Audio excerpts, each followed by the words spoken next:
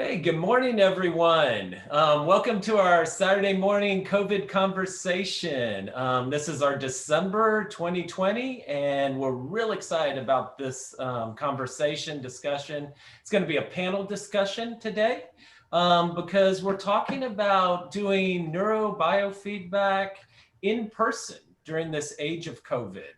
And so we thought a panel discussion is the best way to do this. We have people from all over the state of Texas, as well as in the Northeast that's come in. And so I'm really looking forward to today.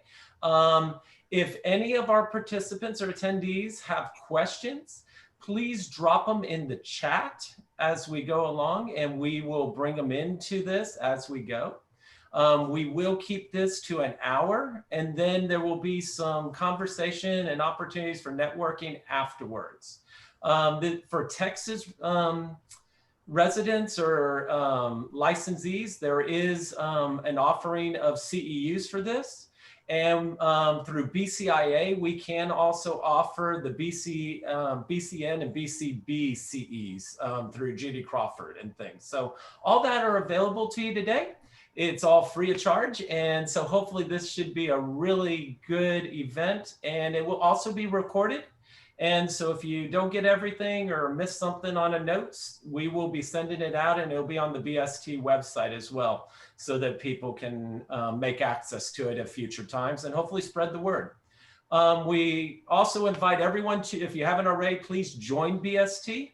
Real easy to go to just bst.x.org or bstx.org. Membership is still free. And actually, I'll be the first one to announce today that it is not only free for 2020, but our board has decided, due to we're all in COVID, it's going to be free for 2021 as well. We are very blessed to have some finances this year. And our real goal with BSTX is just to get the word out again, spread the word, and to let it grow. We've been seeing a nice growth over the last little bit of time, and we just want to make that exponential even more, hopefully over the next year as we go together. So with that said, let's begin this discussion. I will begin by introducing each of y'all, and if you could just tell us a little bit about where you're at and kind of the clients that you're seeing right now. Do you have a clinic or your private practice kind of thing? So if I could start with you, Angelica, maybe, and just kind of tell us a little bit about yourself. Sure. Hi, everybody. Nice to see you all. I'm outside of Philadelphia in the Valley Forge area. We're right next to Valley Forge Park, which is actually a national park, which always surprises me because I think of the big parks in Colorado and California. But anyway, I have a practice with my husband. We have a clinic. We used to have a pretty robust clinic with about a half a dozen employees. And a couple of years ago, we really downsized. And so now it's just us and one full-time technician. And we do neurofeedback and biofeedback. We see a wide variety of clients. And I'm here today in the capacity, I believe, is my affiliation with the Northeast Biofeedback Society and, Dr. Novian's intentions to, have the two societies work together, which is something that the Texas Society started a few years ago. And this is kind of a real strong attempt to do that again. So thank you. It's nice to be here. Thank you, Angelica. Yes, I'll go to you, Dennis, if you can introduce yourself a little bit too. Absolutely, Alan. I have a practice in the far southwest part of Austin, Texas. And interestingly enough, a lot of my clients are from south of me, Wimberley, Texas, New Braunfels, San Marcos. I had a primary care physician the middle of March that was scheduled to come to me for his annual tune-up for sleep disorder. And he called me on Friday and said, "Dennis, I can't come see you. We've got a virus and it's totally contagious. And so you're going to maybe have to shut down your practice." And I thought, no way, because I was seeing at the time and through this whole COVID time, I had one client who has bipolar type 1 mania, and her prescription drugs were not working. And so if I saw her once a week, she stayed stable and was able to continue working. And then I had another client who was in a car wreck and she was not able to even think, and post-concussion syndrome. And by working with her once a week, I was able to get her thinking and her emotions and her sleep all relegated. So I had to scramble to figure out how to keep this open during COVID. And so I hope to share some of that with y'all today. No, looking forward to that, because that's the whole idea right now, is that this is changing moment to moment situations. And so that's the whole idea of this discussion. So looking forward to hearing what you say, Dennis. Guess we'll go to Linda next, if you want to tell us a little bit about yourself and where you're at. Hey guys, Linda Kirk in Austin, Texas. Private practice clinic with myself and 3 other therapists. We've been super busy and we see a wide range of kind of everything. We do neuro and biofeedback and use other neurotherapies as well, neurofield, and you name it. We kind of do everything, and we put it together for each client depending on what they need. So yeah, we're going really, like you said, with today's this last couple of days news. It's like really kind of an hour by hour thing in terms of who's going to want to come in. We have not had a decrease at all in people wanting to come in. In fact, we've still got a wait list for all of us. So we'll see if anybody calls in and goes, I just listened to the news and they're telling everybody to stay home, don't go out, and we'll see. So it's fluid and we're trying to keep up. So I'll let you guys know when time during this presentation happens of what we've done to keep everybody safe and how we've done it. Perfect. That's what we want. And last but not least, Pamela Bell, if you can tell us a little bit about you. Hi, good to see you all and to be together today. My practice is in Dallas, the Advanced Neurofeedback Center. It's been a real interesting year. So I have currently 1 licensed psychologist working for me and an LPA. And then we had a technician who I let go, and I'm looking for another person right now, another technician or therapist. And we have been very, very busy. And then Thanksgiving happened and all of the COVID stuff. People started saying, well, maybe I'll take off until, after the holidays, or I'll take off until after Thanksgiving. So we've had some of that. And, but yeah, things have, I guess, like Linda was saying, things are fluid. Been in a, seems like an ever-changing thing. But we have been busy, and I've been in Dallas, in this practice in Dallas for the last, 4 years. Prior to that, I was in Santa Fe, New Mexico for 17 years.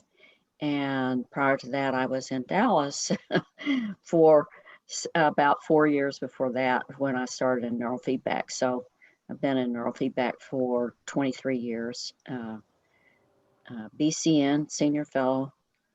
Love the work, and we have a wide range of people that we see, from ADHD, autism spectrum, to a woman that's over 80, 2 women over 80 with cognitive problems and aphasia and so forth. It's amazing how we have been able to shift things with with those folks. And just a number of, just you name it, we've probably seen it walk in the door and ask for our help. So Okay. an exciting piece of work. Glad to be here this morning. We are grateful to have each and every one of y'all. So I'm going to start the conversation with kind of this part. We're talking about how fluid it is. So my first question for each of y'all is, where are y'all going and relying on for your updates on what to do, when to do it and stuff? I'm curious, are you following national, local, maybe a combination of both? But I mean, you know, where are you getting your information from, if I can ask? And I don't know, we'll switch it up. Maybe we'll start with you, Dennis, and say, I mean, what have you been relying on to get your updates? In terms of updates for the contagiousness is the Austin TV stations and the Austin newspaper. I also like to keep up with where, either in Texas or somewhere else, where are they ahead of us in terms of more contagious, and how are they handling it, so that I know what might be on the horizon for Austin.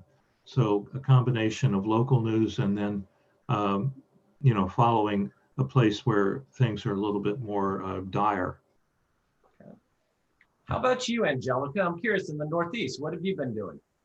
Well, I mean, personally, we follow, you know, the news at night, like Maddox and Cuomo. We're right next to New York, so that affects us quite a bit. But I also belong to like a couple of listservs, psychologist listservs. So the Pennsylvania psychologists have a listserv, and they're very active about putting things, you know, current information, both just people's opinions as well as like what's legislative. And our governor puts out something regularly, so I just get those emails. And turns out my son-in-law is really big on following politics, and he sends me regular updates.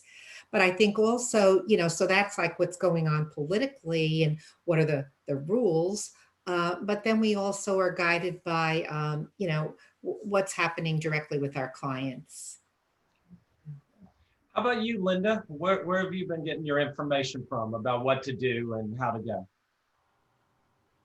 Keeping an eye on local first, because that most directly affects us. And like Dennis, I watch every newscast in the morning to see how high it's gone. And then I run and want to like hide. No. So we keep an eye on that. We listen to our mayor. We listen, well, never mind. Okay, our mayor in Austin, our governor, the local docs. There are a couple of really good local public health docs that keep us apprised of what it currently is and what the projections are in the comps compared to earlier this middle of the summer when it really spiked, and we've surpassed that here in Austin. I guess everybody probably is in that direction. So that's how. Okay. And how about you, Pam? Of course, checking the Dallas Morning News every day, and the local broadcasts, but I try not to listen to a whole lot of this because it becomes depressing. And I think we have to go into each day with a good attitude and not being fearful. We know what to do now, how to protect ourselves. What was difficult was in the beginning when we didn't know what to do. In March, we were finally told by our local Dallas County judge, Judge Jenkins, that we needed to do a shutdown for 2 weeks. And so all the businesses that were non-essential were closing down. And even though we're in mental health and really considered essential, we didn't have any of the protective equipment that we needed.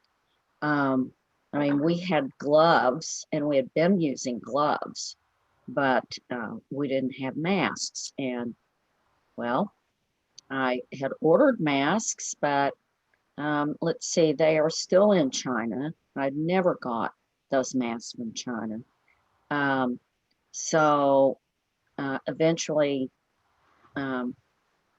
we couldn't start back up until I got masks for everyone. No one had them, not even, I mean, our clients didn't have them, we didn't have them. A local church, Presbyterian church, a group of women got together and started making masks for us and a lot of other doctors so that we could get busy again and get back going. We were able to start back at that point. So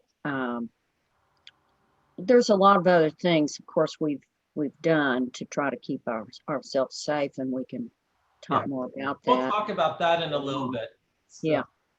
But basically, you know, the judge was the one who made that first determination. Now, at this point, you know, I'm listening to the governor and so forth. It looks like we're not going to be shutting down again.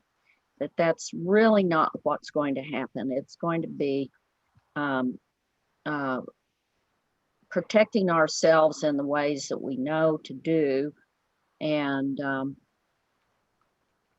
that some people who feel more vulnerable are going to, they're not going to come in for a while. And I think that's the situation. Okay.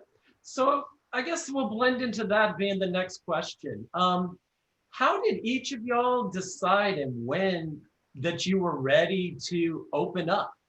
You know, so if I go to you, maybe Linda, I mean, what made you decide to open up, and when, you know, what kind of decisions went into that? Early on in the first part of March, when this hit the fan, and nobody knew what was what except the things were changing. We had a woman come in who was the mom of a kid client we were seeing, and she stayed in the waiting room back when we were letting people in the waiting room, and she was coughing up a lung.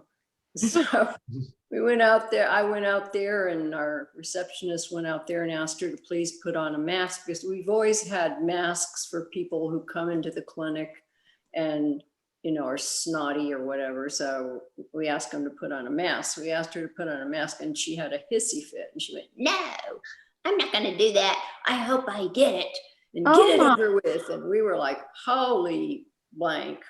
Yeah. And so it really, you know, made us all pause, all of us therapists and people in the clinic. And we realized that there were people that were of her mindset, and we were like, geez, what are we going to do about this? So I got my staff together, and this was the main thing for me, is that they all felt safe. And I said, you guys need to be honest with me.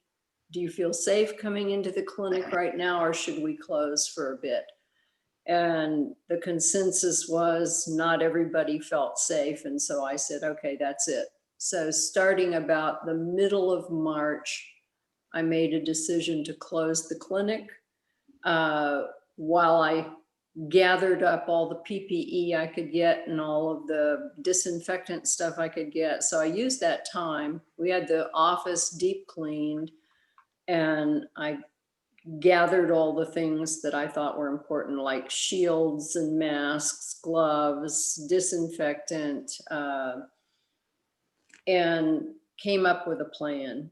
So we were closed initially from that time, and we reopened on June the 1st when things kind of eased a little bit. And my marker for should we open or not were twofold. One was, does my staff feel safe? Yes, they all agreed they felt safe at that time with all the preps we had done.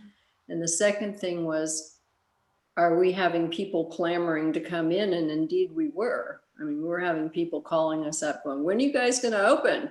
You know, we need you. We're hurting. So we reopened on the 1st of June, and in the meantime, had everything redone in the clinic. We'll talk about that a little more, maybe what you did in Yeah. a second. Yeah. How about So you, that- Dennis? What went into your decision to stay open or ever shut down or anything like that? It was 24 hours after I talked to the doctor that canceled his appointment. I scrambled to do everything I could because I had the clients coming the next week. And so I did everything. So if there are 5 things or 6 things that we need to pay attention to now, I probably did 20. Uh-huh. Okay, so you made it so, okay. And how about you, Angelica? What's been your thought process with that? I think we did a little bit like what, the philosophy that Linda followed. We looked at our staff and what the ultimate level of importance is, what is comfortable for them. And I really feel like if one of our staff gets sick, all of us are staying home. We're not going to create a whole big cascade of events. So that's been the most important thing. So we have 2 full-time staff and 2 part-time staff, and then 2 contractors and me and Mitch. And they all wanted to stay home, and we said, that's fine. So they all stayed home for 2 weeks. I think people just don't know what to do.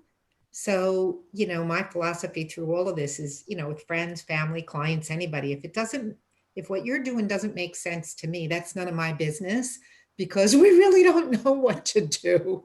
So your guess is as good as mine, and I'm going to honor that. So they wanted to stay home, and we did that. And then everybody came back one by one. And then we got pretty strict with setting things up. Okay. We had a similar situation, clients coming in without masks. We don't even let them in. We just tell them at the door, you can't come in. But I'm shocked to hear about you guys not being able to get masks. I mean, I sewed the first bunch. I sewed like dozens of masks, bought vacuum cleaner filters and put them together. But they're just everywhere here. You can get them. Oh, I can get them now. It was in March. You couldn't get a mask, except if you lived in China. Yeah, now we saw a bunch, like I said, home sewn ones just popped up everywhere. And even though we're by a big city, we're also by the biggest population of Amish families. And you could buy them for $3 on every single driveway. Wow. Yeah. Cool. Nice. So let's branch that into it and say, okay, so what exact modifications have you made to your space in general? If you can talk about the space that you're in, your offices or clinic, what modifications have you done differently to create safety for your staff and your clients? We'll keep skipping around. Let's start with you, Dennis. What have you done different? I think you've addressed one of the biggest issues, Alan, and that's flow through of ventilation. What I did immediately is I moved my office from my nice tight little office that I'm in right now, where I would see the clients, move to the big waiting area kind of combination. So the office I'm in now is 3 times bigger than this one. And the ventilation where I practice is flow through 2 big windows, and then it flows through to another room that's open with a fan, another big window, another big room with a fan. And so when I'm seeing the clients, I have that all going for me. And then, so open up the space. I got a table where I can have, I'm here, the client is on another monitor 6 or 7 feet away. So I have distance between myself and them. And another thing I did managing the space and the viral distancing is I got a diffuser here that I'm showing on the screen, and it's an aromatherapy by doTERRA. It's called On Guard. And what it does is it absorbs viruses. And so this is between me and the clients. And so I always have this on when they come in, and then that is catching whatever droplets are there and diffusing them. Some of the people who use aromatherapy and use On Guard take it to hospital rooms where relatives are being treated, and it adds extra protection. So the viral density, that's what we discovered. That was the biggest clue to what we need to do to protect ourselves, is decrease viral density. Okay. How about you, Pam? What have you done different? No, everything. Give some of the quick things that you say are thing most. we did is we took all of the chairs out of the waiting room except 2, so that they could be spaced 6 feet apart. We had people sign, everyone got basically an agreement from us by email that indicated what we expected of them if they were going to return or were coming in as a new patient. And it outlined what we felt like were the safety parameters. Have you been flying? Have you been home for at least 2 weeks since you've been flying? Well, now I think that's revised a bit. You know, it's like, have you been exposed to anyone? We have revised this. Have you been exposed to anyone that has had and been diagnosed with COVID in the last 14 days? Other parameters regarding, are you social distancing, staying 6 feet apart in your social situations? Are you wearing a mask when you go out and doing what's basically recommended by the CDC and so forth? Now, people know they initially were given a mask by us, and now everyone has a mask. They come in with their own mask. We wear gloves. We even are starting to double mask at this point. The staff are. I had one staff member that left, didn't come back, I would say, when we shut down, because she was afraid she would get it. Okay, she's a person of color, and she had other options for being able to do work online, and I was really sorry to lose her. But I've been fortunate to get other good people back. And but then let's see, we leave the doors open to our treatment rooms now, our offices, where we used to keep them closed. We want more airflow and ventilation. Clients have no problem with that. They've signed off on that.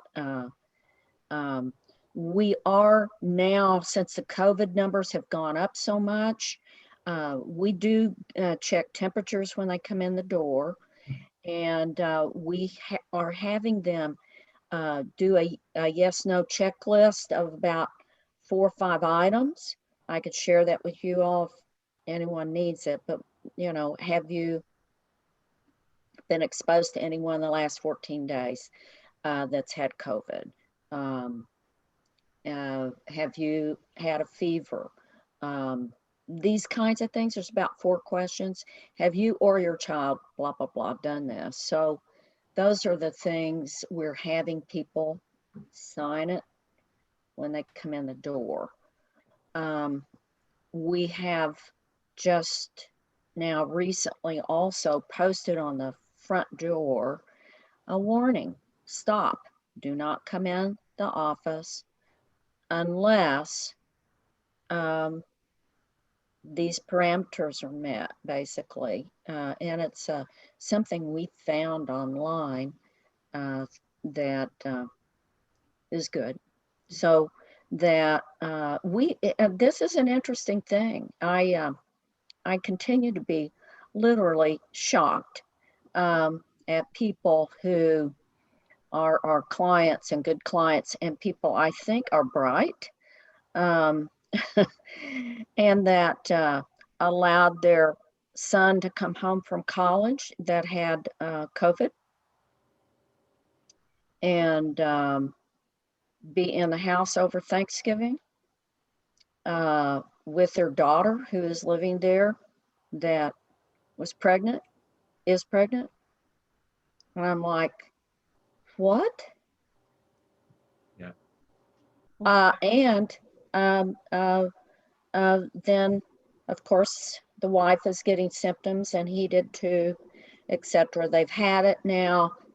He will come back into our practice after he tests negative and goes through it. I think they had mild cases of it, but I don't know. He let his son get on an airplane and fly home. Okay. I don't know. I'm shocked at the kinds of things. So those kinds of things have happened, and that's made us step up even more with sign this document when you come in the door, or we're posting this and so forth. And we're not messing around anymore with we can't have you here. Okay. Because not everyone is really being as careful as they should be. Okay. How about you, Linda? Anything different that you're doing, or what specifically in your office spaces that you're doing? What's in the office space now is we've taken everything out. Nobody comes and sits in the waiting room anymore. And in fact, the front desk by the front door where people would previously stop and pay and schedule, people were starting to back up, and that frightened me. So I redid my agreement with my credit card company and said, we're going to just do everything online. We're going to keep their cards on file. They're not going to stop. Cost me more money, but it's worth it. And we tell our clients, you please call in to schedule, don't stop the front desk, or alternately, any of us therapists can get on our computer before they go out of our room and schedule them. But if they want to schedule out, which a lot of people do, which takes a long time and it cuts into our cleanup time between patients, then we just ask them, go on down to your car if you wouldn't mind and call, or wait till you get home and do it that way. So we're minimizing contact, or getting rid of contact in the waiting room. Or in the hallways. We have 3 bathrooms in our clinic, so I closed one of them down and left one open for clients. Our staff bathrooms in the back, so we keep our, that separate. So we have that every time anybody goes in there, if they have to go, we run in there, and the front office person, or one of us, if she's not there, cleans it. Wow. And the other thing that we decided would be smart, and this was a team think tank deal, was we're going to stop people coming in the front door. We're actually going to have them come in the back door, stop them, do a temp check, ask those questions that Pam mentioned, and then they go straight with their therapist into the therapist's room, which we're blessed to have relatively large rooms. A lot of the rooms have windows that open. We've all got the HEPA fans in each room. I like your diffuser idea, Dennis, but we're spraying things like crazy, trying not to use too much toxic stuff. So we use a lot of, y'all laugh, but it works, and sprays colloidal silver up into the air because it's a known viral killer, and wipe everything down and see what else. Okay. That's pretty much right now. How about you, Angelica? Anything y'all are doing specifically up in the Northeast? Yeah, a lot of those same things. We do keep our front door locked now, so you can't come in before your appointment. We changed our cancellation policy. There used to be a fee for late cancellations. Now, if you have any concerns, there's no cancellation fee. We had a hospital grade filter that we weren't using, but we had used it when we were in a previous building because of people's sensitivity. So we brought that out. It's a big machine. Like the filter itself, the replacement filter costs a couple of $100. So that, does it really work? It helps us feel safe. We haven't had anybody sick. Yeah, temping when you come in, washing your hands, sanitizer everywhere. Every room's got sanitizer laying around everywhere. And just being more flexible with anything that goes on. Our clients are good. They'll say, my son was exposed to something, and we're like, hey, take a week off, take 2 weeks off. We're fine with that. Better we take 2 weeks off than push along and then have to take 10 weeks off. So everybody seems to be working together. We had a big problem to address because all the schools shut down here. What happens then? Now all of a sudden, all the kids are free to come in. So we had a big surge, and then the schools opened up again, and that was another problem. So it's, we're needing to change things really on a, I don't want to say day by day, but pretty much week by week basis, reevaluating and just doing, I think what you all are doing is just, trying our best. We lost. Diffuser is the On Guard, that's the essential oil that you're talking about? Or is the On Guard the filter brand? The brand name is doTERRA. Yeah, so it's the On Guard oil. Oil, yes. Okay, good. Okay. Yeah. It's derived from a competitor who has their brand is called Thieves. And it goes back to the Middle Ages when there was the bubonic, there was the plague, and thieves would put this oil on them and go into the homes of the people who had died and steal everything. So it has a long history of being safe from viral contagion. I remember hearing the history of that, Dennis. That's an interesting. It's the first I heard it. Why not use it? Why not? Yeah. Whole reason we're doing this thing today. So thank y'all for this. Would you post that, Dennis, on? Yeah. We'll get it out to everyone. We'll send it. If you'll post us a little link, Dennis, then we'll get it out to all attendees. Yeah, and you can, just a little tip, CVS and Walmart will sell these diffusers, but they're rather cheap and they don't last very long and they don't broadly diffuse. So I recommend you buying, spend a little bit extra money and buy high quality diffuser. Good tip. So I'm gonna pick up there because we're talking now a little bit about all the stuff you've changed in the office and things. I'm curious for any of y'all to tell me, have your clients, I mean, I've heard a little bit here that the clients, some have argued about this and stuff, but what's been the general reaction by your clients to all this distancing, or if you're closing the door and locking the door or whatever you're deciding to do? What have y'all seen and how have y'all managed that? What have maybe you telling your clients? How are you managing that? I don't know, maybe start with you, Linda. How are you talking to your clients or your staff talking to your clients about this?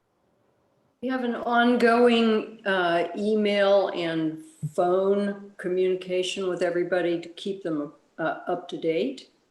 And we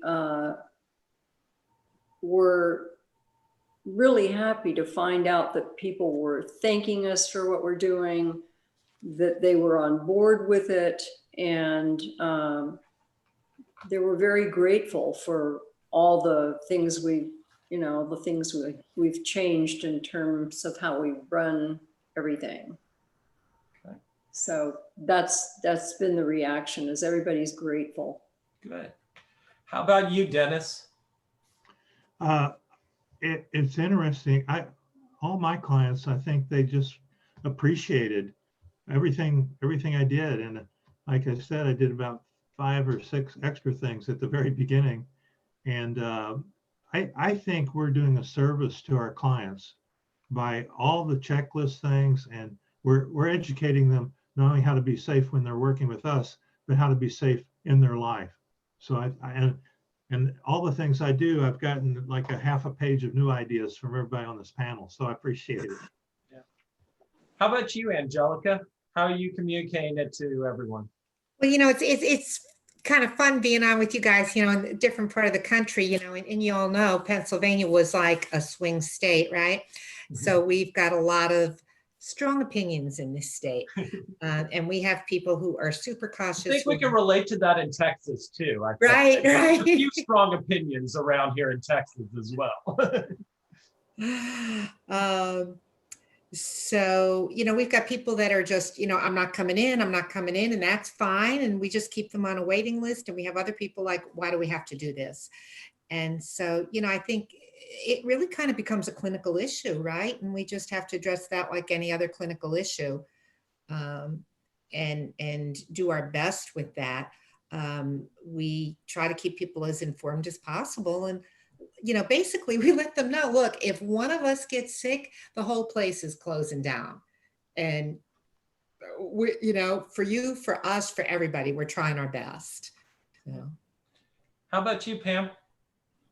Gosh, I'm thinking about stuff that, I would say really most everyone has been so cooperative, and they've even, if they've had people at home that have immune problems and so forth, they've been even more cautious with asking us what we're doing and going through more questions and us talking through it about whether or not it's a reasonable thing for them to come or not. But most people have been very, very cooperative. I've only had that one situation I described that, he was very cooperative, but it was so odd to me that, the choices that people make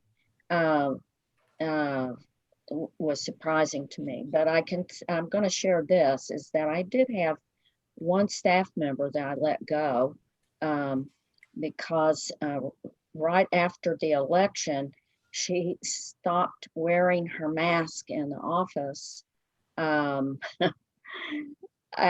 the clients were gone, she'd take her mask off and just walk through the office without it and smile like, and we're like, I said, I really want you to put your mask on and wear your mask.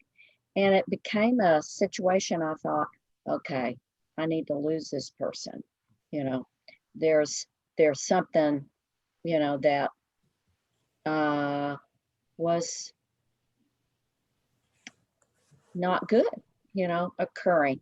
And in the process also had one other client who I'd met with, and when she came into my office right after having been with this technician who was not wanting to wear a mask, when she came in for her evaluation, she took her mask off in front of me. She'd never done that before. And this was right after the election. So I want to tell you, there was some real political pushback with defiance on the part of two people. One was a staff member, one was a client that just, I don't know. We don't talk politics in the office, but it certainly is just everywhere with this defiance, especially knowing they were losing on that side.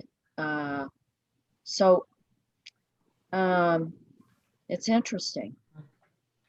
We've just had to be aware, where are we going to, be, if we're not going to get cooperation, we need to really let them go. Right. So. Okay, so it's an ongoing conversation, right? And it's Oh, probably no different than any other clinical issue, just maybe more about safety, right? And more about how this is about safety. Yeah. This isn't about politics. Right. This is about safety. So I'm going to branch there, maybe go in that idea of safety though. We're all working with equipment in the field of bio and neurofeedback. It makes it a little different than just doing talk therapy, that we can do what we're doing here. Maybe you just sit at home and you go on Zoom. And we talked last month, we talked about remote options of neurofeedback that we can do. But we're talking now that we're in person and we're there. And so we all have bio and neurofeedback equipment we're using. How are you all keeping that safe? What, if anything, have you chosen to do to protect the equipment for yourself? Because you're the one handling it probably the most, right? Or your staff, and for the client. So what changes have we made? And I'll start with you, Angelica, if we can. Sure. I think, one of the things that we've gotten into is we do a lot of evaluations for ourselves and for other offices. And now we're at the point where the intake is done remotely. They come in for the data collection, and then the review is done remotely. We also, for things like, whenever we can, heart rate variability, office stim, peripheral devices, or things like the David or the BOD, we literally send them out to them. So we're trying to minimize the in-office traffic. But as far as the equipment in the office, it gets wiped down. It just, we're all, we all got the cleanest equipment we've ever had, right? We get a steady flow of wipes and sprays and things like that. What are you wiping it down with, if I can ask? We actually got wipes from Biomedical. So they get them pretty regularly. They've been able to keep them in stock. So we just wiped out the mouse, the laptop, the sensors get wiped off, the chairs get wiped off, the doorknobs get wiped off. We keep the doors open, but still we're wiping everything down. We use a lot of, when we're working with kids, we use a lot of toys. And so, kind of the pathway is you come in the office, you stop at the toy box, you take out what you want. It might be like a squishy toy or something to keep, to kind of keep your hands occupied. It might be Connect 4.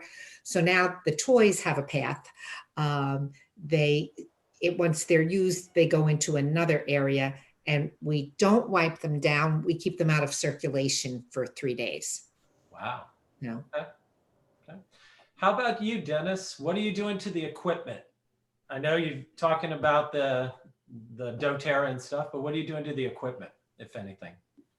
I do the wipe downs, and I started out where the person, before they came into the office, I would check their temperature before they even came through the threshold. And I had out in the office on a little table, I had rubber gloves that they would put on before they even came through the door. And that was one of my extreme measures, because I didn't know, what all the ways this was being transmitted. Now what I do is I have the person, they get a choice. They can put on gloves, or they can do the spray and spray their hands before they come in. I wear the gloves all the time. And I also am using an N95 mask with young adults who I know are more active in Austin. I use a regular surgical mask with people who I know are just staying home. I think that's the main thing is, and that those hand temperature, infrared those are amazing, because it doesn't touch the client, and I can get a real quick reading. How about you, Pam? Anything you've done with the equipment or things like that? We wipe it down, as Angelica was saying that they're doing. The chairs, the desk surfaces, and so forth.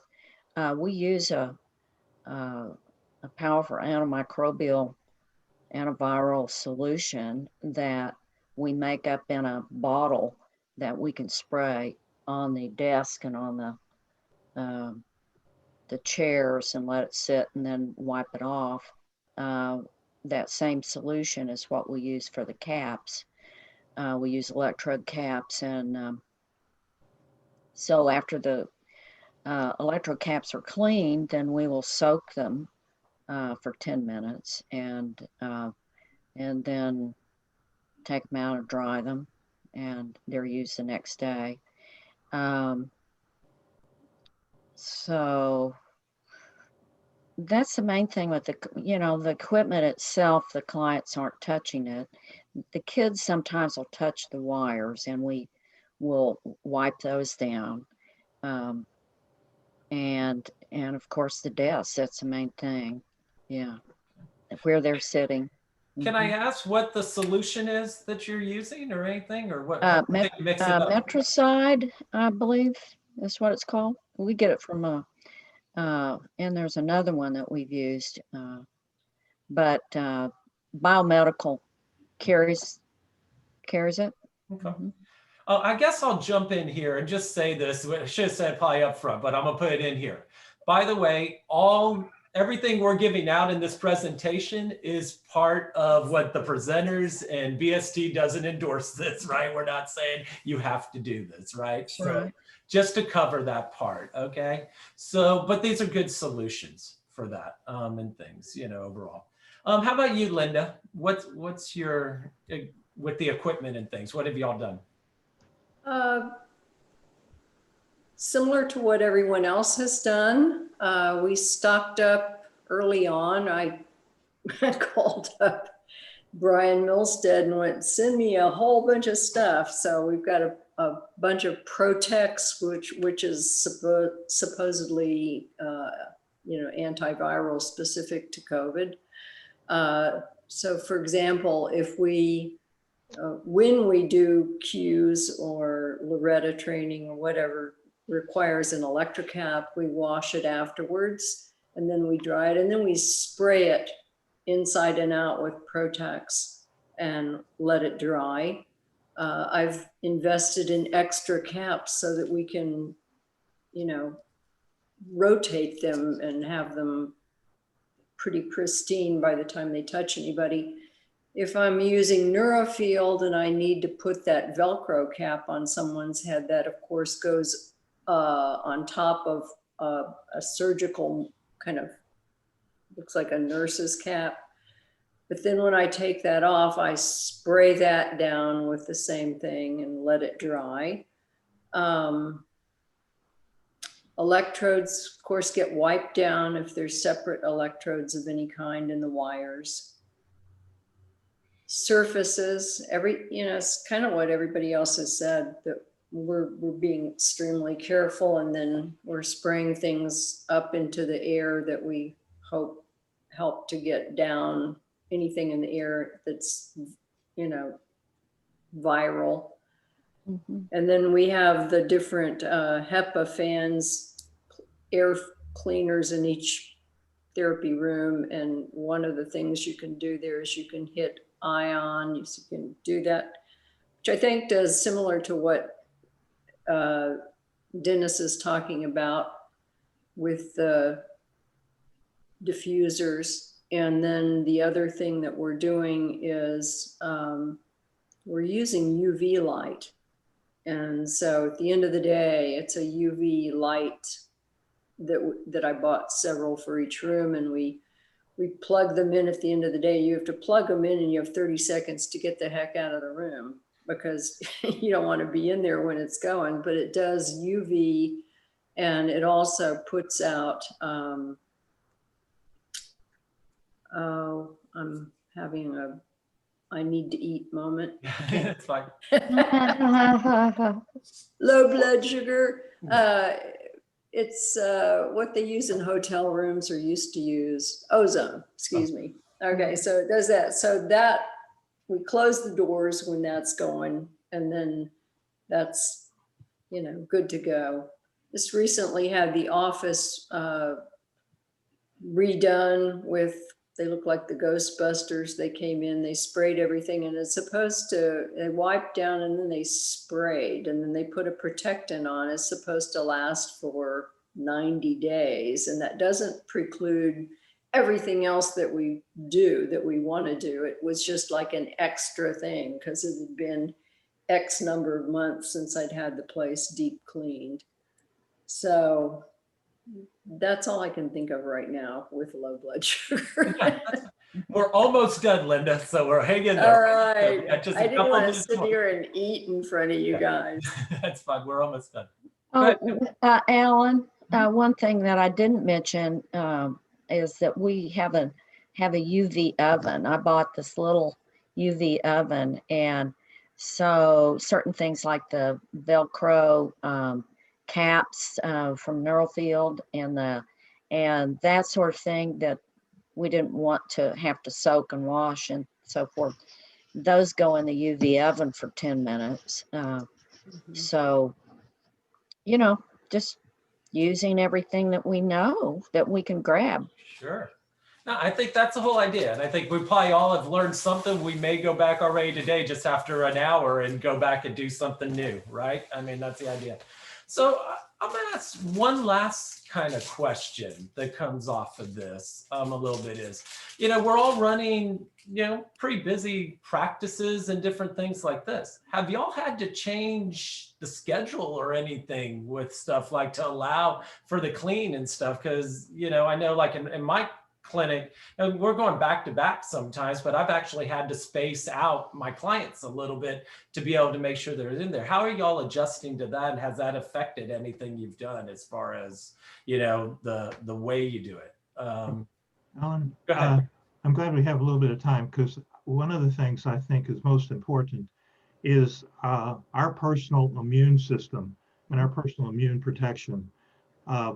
It's real documented now about vitamin D3, extra doses of that, how it can wave off coronavirus, and also probiotics, zinc, good doses of zinc, vitamin C, and exercise. And our bodies have a solar energy panel on the back of our neck and upper shoulders. And so what I try to do is whenever it's sunny, just get out between 11 a.m. and 1 p.m. and get 10 or 15 minutes of vitamin D here. So I think that's one of the best defenses is our own immunity. Okay. Anyone else, either what they're doing for themselves or how if they're spacing out anything differently than you might have done before COVID? I'm curious. I don't know, Pam, have you done anything different? Or? Oh, yes, of course, the things Dennis has mentioned, I've doubled my dose of vitamin D3. It's like 10,000 units a day. Vitamin A, zinc, 50 milligrams in the morning and at night. I mean, I'm taking it twice. I don't want to get a sore throat. You know, the other kinds of vitamins I would normally take, C, etc. But I started taking something, and I really wasn't able to find this, but alpha thymosin is supposed to be a very good immune enhancer. And I did find something called, because the thymus gland, which is right below our throat, is the immune protector in our body. And we can even tap on that area and activate it, okay? So I'm taking something called thymosin, okay, twice a day, in the morning and at night, just to stimulate that. Well, we're getting to the end, but I want to get to you. Anything, Angelica, you might have done different, either scheduling or taking care of yourself, that you might want to pass on before we, and I'll get to you last. You know, I don't tend to look back, so I don't know about that. But I wonder if it, with all that we've all done, has anybody had anybody in their office get sick? You know, I mean, I feel like, you know, I don't even know if what I'm doing is superstitious behavior. Not that please don't misunderstand. I know this virus exists, but it's like, okay, I'm going to start doing that on guard. Does it help? I don't know, but it doesn't hurt. So why not? Okay. But we've been lucky. We've been safe. Has anybody had illness, you know, in spite of all of these precautions? Wonderful. Wonderful.